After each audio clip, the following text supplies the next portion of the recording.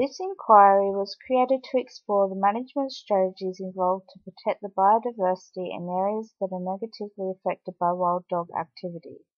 Exploring the interdependence of environment, economic, and social factors raises the issue to find a solution to wild dog activity in areas impacted.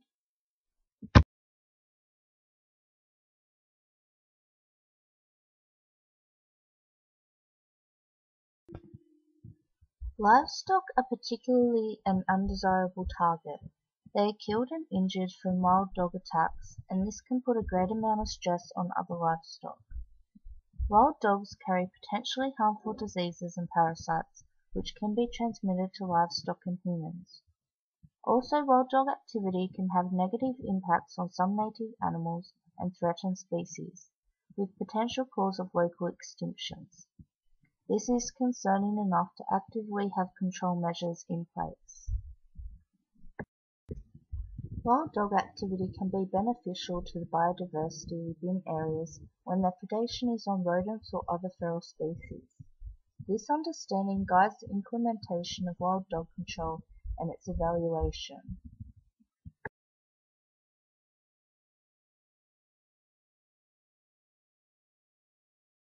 When contemplating wild dog control, it is important that all factors are considered to ensure effective management in a coordinated approach.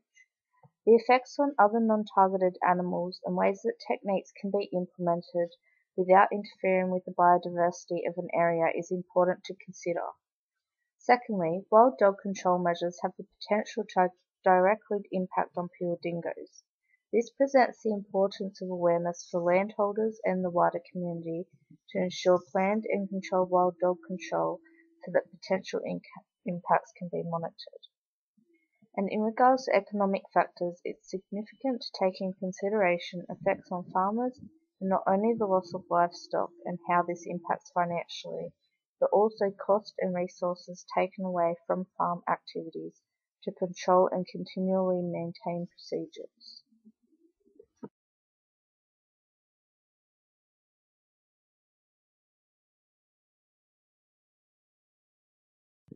It is important that carefully planned and coordinated management between landholders, local government, and other stakeholders is implemented so that management is effective on a wider scale. Common control measures are baiting, shooting, trapping, fencing, and use of other animals to guard livestock. A combination of control measures should be implemented for successful management.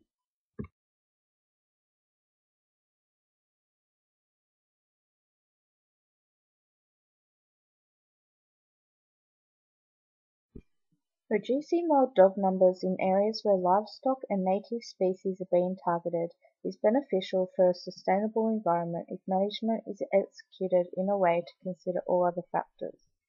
As long as practices are continually monitored and maintained, wild dog control is fairly effective in protecting the biodiversity in targeted areas.